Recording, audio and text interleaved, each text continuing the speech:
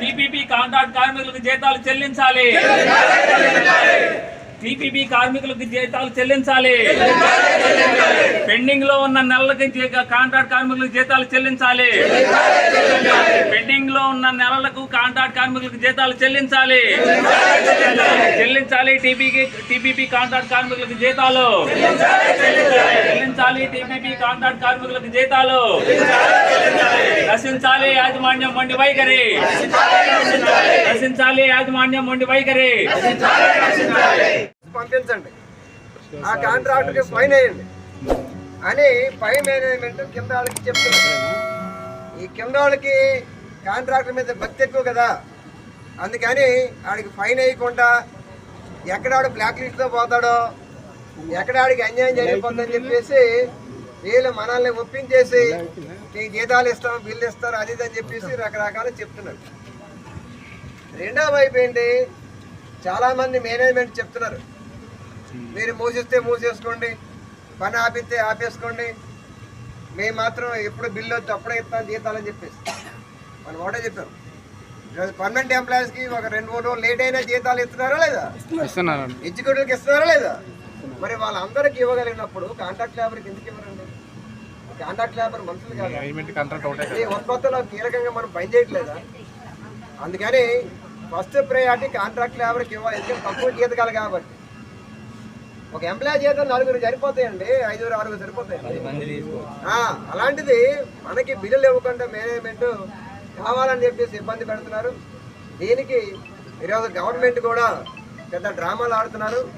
కావాలని చెప్పేసి డబ్బులు లేక కాదండి, చాలామంది చెప్తున్నారంట ఉత్పత్తి లేదు, అమ్మకాలు లేవు అని చెప్పేసి. అమ్మకాలు అవుతూ ఉన్నాయి. గత 9 నెలల్లో 7,000 కోట్ల అప్పులు తీర్చారండి. 7,000 కోట్ల అప్పులు తీర్చారు. ఇంట్లో తిండికి లేకపోతే అప్పు ఇచ్చిన వాడికి అప్పు తీర్చారండి వీళ్ళు. ఇంతకంటే అన్యాయం ఇంకేముంటుందా? 24,000 కోట్ల అప్పు ఉంది, ఇప్పుడు 17,000 కోట్లకు వచ్చింది. అంటే 7,000 కోట్ల అప్పులు తీరినాయి. కానీ ముందు జీతాలు ఇవ్వకుండా, పిఎఫ్లు కట్టకుండా, టిప్ సొసైటీకి డబ్బులు కట్టకుండా ఎంప్లాయీస్ని, కార్మికుల్ని ఇబ్బంది పెట్టి ఎన్ఎండిసి వాడికి ఇంకోడికి అప్పులు కట్టే పనిలో ఈరోజు మేనేజ్మెంట్ ఉంది. ఇది తప్పని చెప్తున్నాం మనం. ఫస్ట్ ప్రయారిటీ జీతాలవాడికి ఇవ్వండి, పనిచేసేవాడికి ఇవ్వండి అని చెప్పేసి మనం చెప్తా ఉన్నాం. అయినా సరే హైయర్ మేనేజ్మెంట్కి ఎక్కట్లేదు. అందుకనే రేపు 10వ తేదీన 3 గేట్ల దగ్గర ఈ జీతాల కోసం మనం ధర్నా పెట్టాం. ఈరోజు 5వ తారీఖు. రేపు 10వ తారీఖున ఉదయం 8 గంటల నుంచి 9 గంటల వరకు 3 గేట్ల వద్ద భారీ ఎత్తున మొత్తం కరెంటు కార్మికులు అందరూ కలిసి పెద్ద ఎత్తున అక్కడ ధర్నా కార్యక్రమం పిలిపించాం. ఇంకొక విషయం కూడా ఉంది. ఈ కార్మిక చట్టాన్ని మార్చాలని చెప్పేసి నరేంద్ర మోడీ ఆల్రెడీ పార్లమెంట్లో చట్టం చేశాడు. ఆ చట్టం రేపు రాబో రోజుల్లో మన రాష్ట్రంలో కూడా అమల్లోకి రాబోతా ఉన్నాయి. ఈ చట్టాలు ఏంటంటే, ఈ చట్టం కనుక అమల్లోకి వస్తే 8 గంటల పని ఉండదు, సంఘం పెట్టే హక్కు లేదు, ఫైనాల్ అంటే ఉండదు. ఇట్లాంటి దుర్మార్గమైనటువంటి చట్టాలు చేశాడు. ఆల్రెడీ తీశారు. అందుకని దీనికి సంబంధించి రేపు దేశవ్యాప్తంగా రేపు 10వ తేదీన ధర్నాలు దేశవ్యాప్తంగా జరుగుతూ ఉన్నాయి మోడీకి వ్యతిరేకంగా. మన కాంట్రాక్ట్ కార్మికులకి తీరని అన్యాయం చేశాడు మోడీ. 21,000 సీలింగ్ దాటిందని చెప్పేసి ఆ సీలింగ్ని పెంచలేదు. పెంచకపోవడం వల్ల బోనస్ పోయింది, ఈఎస్ఐ పోయింది, నోటీస్ పే తీశారు. ఒక రకంగా ఒక్కో కార్మికుడికి నెలకి 5,000 రూపాయలు చొప్పున నష్టపోయారు ఈ కాలంలో. ఎంత అన్యాయం అండి. సీలింగ్ పెంచితే వాడి జేబులో డబ్బులు ఇవ్వక్కర్లేదు, ఇక్కడ మేనేజ్మెంట్లో ఇస్తారు. కానీ ఆ పని చేయకుండా పెట్టుబడిదారులకి, కాంట్రాక్టులకి ఊడిగించేసే పనిలో నరేంద్ర మోడీ ఉన్నాడు. అందుకని చెప్పేసి ఈరోజు దేశవ్యాప్తంగా మన జరిగిన ఎన్నికల్లో వాడికి పూర్తి మెజార్టీ రాలేదు.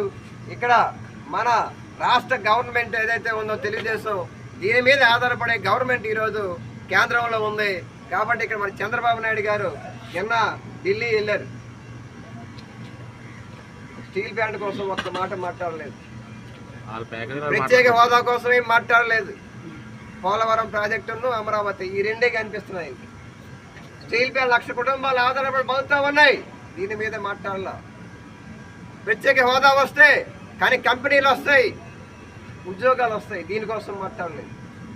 అందుకని వీళ్ళ విధానాలు ఏంటి అనేది మనకి ఆచరణలో ముందు ముందు అర్థమవుతుంది. రేపు స్టీల్ మినిస్టర్ రాబోతూ ఉన్నాడు ఈ నెలలో మనకి. కుమారస్వామి కొత్తగా ఎన్నికైన కర్ణాటక నుండి ఎన్నికైనటువంటి హెచ్డి దేవగౌడ కొడుకు కుమారస్వామి ఆయన వస్తా ఉన్నాడు స్టీల్ ప్లాంట్. ఆయనకు ఒక బహుమానం ఇవ్వాలనుకున్నారట మేనేజ్మెంట్. నిన్న సాయంకాలం ఆదరాబాదరాగా అన్ని హెచ్ఓడిలు ఇంజనీరింగ్ ఇన్ఛార్జీలు కూర్చొని ఏం చేస్తున్నారంటే 3000 మంది కాంట్రాక్ట్లు ఎవరిని తగ్గించాలని చెప్పేసి ఆ పనిలో ఉన్నారు. ఇప్పుడు ఒకవైపు ఏం పర్మనెంట్ ఎంప్లాయీస్ రోజు రోజుకి తగ్గుతూ ఉన్నారు. ఆ పని భారం మన మీద పడతా ఉంది. ఇది చాలదన్నట్టు ఇంకా ఉన్న కార్మికులు కూడా తీసేయాలని చెప్పేసి ఈరోజు గవర్నమెంట్ ఆర్డర్ వేసింది. ఆర్డర్ వేసిన మేఘాల మీద మేనేజ్మెంట్ నిన్న సాయంకాలం నేను ట్రాఫిక్ డిపార్ట్మెంట్ వెళ్తే 70 మంది ట్రాఫిక్ లో 500 మంది వర్కర్స్ ఉంటారు. 70 మందిని తీసేయాలని చెప్పేసి లిస్టు తయారు చేశారు. అలాగే ఈఎస్ఐ అన్ని డిపార్ట్మెంట్లో కూడా బస్సు ఇక్కడ కూడా తయారవుతుంది. దీని మీద కూడా రేపు మనం సిఐటిగా కార్మికుడు జీతం నెల లేట్ అయినా సరే ఓర్చుకొని పనిచేస్తాం. మన ఉపాధి మీద దెబ్బ కొడితే ఏం చేయాలా? గట్టి పోరాటం చేయాలా? అలాగే రేపు రాబో రోజుల్లో ఈ స్టీల్ ప్లాంట్ యాజమాన్యం సరైన టైంలో జీతాలు ఇవ్వాలి. అలాగే కార్మికులకి ఈఎస్ఐ లేని వాళ్ళందరికీ ప్రత్యేక వైద్య సౌకర్యం కల్పించాలి. ఎందువల్లంటే ఈఎస్ఐ పోయిన కారణంగా ఒక్కో కార్మికుడి దగ్గర సంవత్సరానికి 8,000 రూపాయలు మేనేజ్మెంట్కి మిగిలాయి. 8,000 రూపాయలు స్కిల్డ్ సెమీ స్కిల్డ్ కార్మికుల దగ్గర సంవత్సరానికి 8,000 రూపాయలు కార్మికులు మిగులుతున్నాయి. 15,000 మంది కార్మికులు 15,000 8,000 ఎంత లెక్క కొన్ని కోట్ల రూపాయలు అవుతుంది.